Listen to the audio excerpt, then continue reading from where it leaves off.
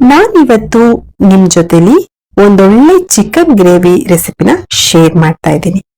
ಇದು ರೊಟ್ಟಿ, ಚಪಾತಿ, ಪೂರಿ, ಪರೋಟಗಳ ಜೊತೆಲಿ ಒಂದೊಳ್ಳೆ ಕಾಂಬಿನೇಷನ್ ಅಂತಾನೆ ಹೇಳ್ಬೋದು. ಈ ಚಿಕನ್ ಗ್ರೇವಿ ಮಾಡ್ಲಿಕ್ಕೆ ಏನೆಲ್ಲ ಇಂಗ್ರೀಡಿಯೆಂಟ್ಸ್ ಬೇಕು ಅಂತ ನಾನು ಡಿಸ್ಕ್ರಿಪ್ಷನ್ ಬಾಕ್ಸ್ ಅಲ್ಲಿ ಕೊಟ್ಟಿರ್ತೀನಿ, ದಯವಿಟ್ಟು ಚೆಕ್ ಮಾಡಿ.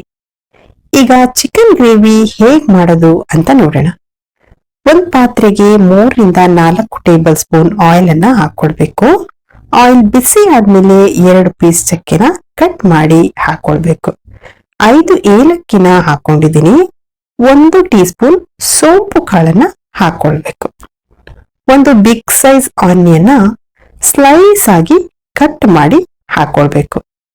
ಆನಿಯನ್ ಹಾಕಿ ಚೆನ್ನಾಗಿ ಬಾಡುವವರೆಗೂ ಫ್ರೈ ಮಾಡ್ಕೊಳ್ಬೇಕು. ಆನಿಯನ್ ಫ್ರೈ ಮಾಡಿ ಆದ್ಮೇಲೆ 4 ಗ್ರೀನ್ ಚಿಲ್ಲಿನ ಮಧ್ಯಕ್ಕೆ ಕಟ್ ಮಾಡಿ ಹಾಕೊಳ್ಬೇಕು. ಹಾಗೆ 10-12 ಕರಿಬೇವಿನ ಎಲೆಗಳನ್ನ ಹಾಕೊಳ್ಳಿ. 2 ರೆಡ್ ಡ್ರೈ ಚಿಲ್ಲಿ ಇದನ್ನು ಕೂಡ ಹಾಕೊಳ್ಬೇಕು. ಎಲ್ಲಾನು ಹಾಕಿ ಚೆನ್ನಾಗಿ ಫ್ರೈ ಮಾಡ್ಕೊಳ್ಬೇಕು. ನಾವು ಹಾಕಿರುವ ಇಂಗ್ರೀಡಿಯೆಂಟ್ಸ್ ಎಲ್ಲ ಚೆನ್ನಾಗಿ ಫ್ರೈ ಆಗೋ ರೀತಿ ಫ್ರೈ ಮಾಡ್ಕೊಳ್ಬೇಕು. ಫ್ರೈ ಮಾಡ್ಕೊಂಡ್ ಆದ್ಮೇಲೆ 1 ಟೇಬಲ್ ಸ್ಪೂನ್ ಆಗುವಷ್ಟು ಶುಂಠಿ ಬೆಳ್ಳುಳ್ಳಿ ಪೇಸ್ಟ್ ಅನ್ನ ಹಾಕೊಳ್ಬೇಕು. ಶುಂಠಿ ಬೆಳ್ಳುಳ್ಳಿ ಪೇಸ್ಟ್ ಅನ್ನ ಹಾಕಿ ಹಸಿ ಸ್ಮೆಲ್ ಎಲ್ಲ ಹೋಗೋವರೆಗೂ ನೀವಿದನ್ನ ಫ್ರೈ ಮಾಡ್ಕೊಳ್ಬೇಕು. ದಯವಿಟ್ಟು ನಮ್ಮ ಪೇಜ್ ಅನ್ನ ಫಾಲೋ ಮಾಡಿ, ಹಾಗೆ ಸಪೋರ್ಟ್ ಮಾಡಿ. ಶುಂಠಿ ಬೆಳ್ಳುಳ್ಳಿ ಪೇಸ್ಟ್ ಚೆನ್ನಾಗಿ ಫ್ರೈ ಆದ್ಮೇಲೆ 2 ಟೇಬಲ್ ಸ್ಪೂನ್ ಆಗುವಷ್ಟು ಧನಿಯಾ ಪೌಡರ್ ಅನ್ನ ಹಾಕೊಳ್ಬೇಕು. 1 table spoon red chilli powder. ನಾವು ಆಲ್ರೆಡಿ ಗ್ರೀನ್ ಚಿಲ್ಲಿನ ಹಾಕಿರೋದ್ರಿಂದ ಚಿಲ್ಲಿ ಪೌಡರ್ನ ನೋಡ್ಬಿಟ್ಟು ಹಾಕೊಳ್ಳಿ. 1 tea spoon garam masala, 1 tea spoon ಅರಿಶಿನ ಪೌಡರ್ ಅನ್ನ ಹಾಕೊಳ್ಬೇಕು.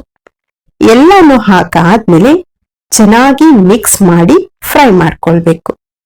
ನಾವು ಹಾಕಿರುವ ಪೌಡರ್ಗಳೆಲ್ಲ ಆಯಿಲ್ ಅಲ್ಲಿ ಚೆನ್ನಾಗಿ ಫ್ರೈ ಆಗ್ಬೇಕು.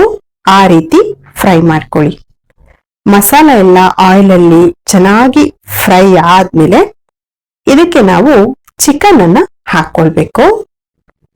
ನಾನಿಲ್ಲಿ 1 kg ಆಗುವಷ್ಟು ಚಿಕನ್ ಅನ್ನ ಕಟ್ ಮಾಡಿ ಕ್ಲೀನ್ ಮಾಡಿ ಹಾಕೊಂಡಿದ್ದೀನಿ. ಚಿಕನ್ ಅನ್ನ ಹಾಕ್ಬಿಟ್ಟು ಒಂದ್ಸಲ ಚೆನ್ನಾಗಿ ಮಿಕ್ಸ್ ಮಾಡ್ಕೊಳ್ಬೇಕು. ಚಿಕನ್ನಿಗೆ ನಾವು ಹಾಕಿರುವ ಮಸಾಲ ಚೆನ್ನಾಗಿ ಹಿಡಿಯೋ ರೀತಿ ಮಿಕ್ಸ್ ಮಾಡ್ಕೊಳ್ಬೇಕು. ಚಿಕನ್ಗೆ ಮಸಾಲ ಚೆನ್ನಾಗಿ ಹಿಡ್ದಾದ್ಮೇಲೆ ನೀವಿದಕ್ಕೆ 2 ಟೊಮ್ಯಾಟೊನ ಸಣ್ಣಗೆ ಚಾಪ್ ಮಾಡಿ ಹಾಕೊಳ್ಬೇಕು. ಟೊಮೆಟೊನ ಹಾಕಿ ಚೆನ್ನಾಗಿ ಒಂದ್ಸಲ ಮಿಕ್ಸ್ ಮಾಡ್ಕೊಳ್ಳಿ. ದಯವಿಟ್ಟು ನಮ್ಮ ಪೇಜ್ ಅನ್ನ ಫಾಲೋ ಮಾಡಿ, ಹಾಗೆ ಸಪೋರ್ಟ್ ಮಾಡಿ. ಟೊಮೆಟೊ ಹಾಕಿ ಮಿಕ್ಸ್ ಮಾಡಾದ್ಮೇಲೆ ರುಚಿಗೆ ಸಾಲ್ಟ್ ಅನ್ನ ಹಾಕೊಳ್ಬೇಕು. ಅರ್ಧ ಕಪ್ ಆಗುವಷ್ಟು ಮೊಸರನ್ನ ತಗೊಂಡಿದ್ದೀನಿ, ಅದನ್ನ ಹಾಕೊಳ್ತಾ ಇದ್ದೀನಿ. ಮೊಸರನ್ನ ಹಾಕೋದ್ರಿಂದ ಚಿಕನ್ ತುಂಬಾನೇ ಸಾಫ್ಟ್ ಆಗಿ ಬರುತ್ತೆ. ಮೊಸರನ್ನ ಹಾಕ್ಬಿಟ್ಟು ಚೆನ್ನಾಗಿ ಮಿಕ್ಸ್ ಮಾಡ್ಕೊಳ್ಬೇಕು. ನೀವು ಈ ಚಿಕನ್ನ ಆಯಿಲ್ ಅಲ್ಲೇ ಬೇಯಿಸ್ಕೊಳ್ಬೇಕು. ಆಯಿಲ್ ಅಲ್ಲಿ ಚಿಕನ್ನ ಬೇಯಿಸ್ಕೊಳ್ಳುವಾಗ ಚಿಕನ್ ನೀರ್ ಬಿಡತ್ತೆ. ಅದರಲ್ಲಿ ನೀವು 10-15 ನಿಮಿಷ ಬೇಯಿಸ್ಕೊಳ್ಬೇಕು. ಗ್ಯಾಸ್ ಅನ್ನ ಮೀಡಿಯಂ ಫ್ಲೇಮ್ ಅಲ್ಲೇ ಇಟ್ಟು ನೀವು ಚಿಕನ್ ಅನ್ನ ಬೇಯಿಸ್ಕೊಳ್ಳಿ.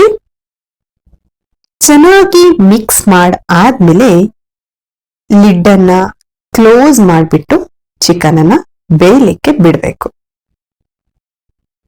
15 ನಿಮಿಷ ನೀವು ಇದನ್ನ ಬೇಯಿಸ್ಕೊಳ್ಬೇಕು. ಗ್ಯಾಸ್ ಅನ್ನ ಮೀಡಿಯಂ ಫ್ಲೇಮ್ ಅಲ್ಲಿ ಇಟ್ಟು, ಹೈ ಫ್ಲೇಮ್ ಅಲ್ಲಿ ಇಟ್ಕೋಬೇಡಿ, ಮೀಡಿಯಂ ಫ್ಲೇಮ್ ಅಲ್ಲಿ ಇಟ್ಕೊಂಡ್ರೆ ಸಾಕು.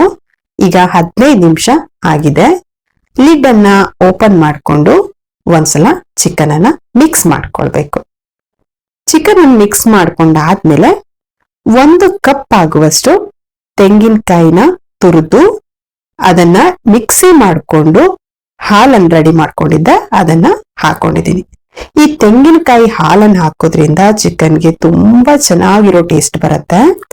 ತೆಂಗಿನಕಾಯಿ ಹಾಲನ್ನು ಹಾಕ್ಬಿಟ್ಟು ಚೆನ್ನಾಗಿ ಮಿಕ್ಸ್ ಮಾಡಿ ಲಿಡ್ ಅನ್ನ ಕ್ಲೋಸ್ ಮಾಡಿ 10 ನಿಮಿಷ ನೀವು ಚಿಕನ್ ಅನ್ನ ಬೇಯಲಿಕ್ಕೆ ಬಿಡಬೇಕು. ನಾನು ಇದಕ್ಕೆ ನೀರನ್ನೇನು ಸೇರಿಸಿಲ್ಲ, ಕಾಯಿ ಹಾಲನ್ನು ಮಾತ್ರ ಹಾಕೊಂಡಿದ್ದೀನಿ. 10 ನಿಮಿಷ ಆದ್ಮೇಲೆ ಲಿಡ್ ಅನ್ನ ಓಪನ್ ಮಾಡಿ ಒಂದ್ಸಲ ಚೆನ್ನಾಗಿ ಮಿಕ್ಸ್ ಮಾಡ್ಕೊಳ್ಬೇಕು. ಚಿಕನ್ ಅನ್ನ ಚೆನ್ನಾಗಿ ಮಿಕ್ಸ್ ಮಾಡ್ಕೊಂಡಾದ್ಮೇಲೆ ಅರ್ಧ ಟೀ ಸ್ಪೂನ್ ಆಗುವಷ್ಟು ಬ್ಲಾಕ್ ಪೆಪ್ಪರ್ ಪೌಡರ್ ಅನ್ನ ಹಾಕೊಂಡಿದ್ದೀನಿ. 2 ಟೇಬಲ್ ಸ್ಪೂನ್ ಚಾಪ್ ಮಾಡಿರೋ ಕೊತ್ತಂಬರಿ ಸೊಪ್ಪನ್ನ ಹಾಕಿ ಮಿಕ್ಸ್ ಮಾಡ್ಕೊಂಡ್ರೆ ರುಚಿಯಾದ ಚಿಕನ್ ಗ್ರೇವಿ ರೆಡಿ ಆಗತ್ತೆ. ನೀವು ಕೂಡ ಮನೆಯಲ್ಲಿ ಟ್ರೈ ಮಾಡಿ. ವಿಡಿಯೋ ಇಷ್ಟ ಆದ್ರೆ ಲೈಕ್ ಮಾಡಿ, ಹಾಗೇನೆ ನಿಮ್ಮ ಫ್ಯಾಮಿಲಿ ಮತ್ತೆ ಫ್ರೆಂಡ್ಸ್ ಜೊತೆಲಿ ಶೇರ್ ಮಾಡಿ. Thank you for watching.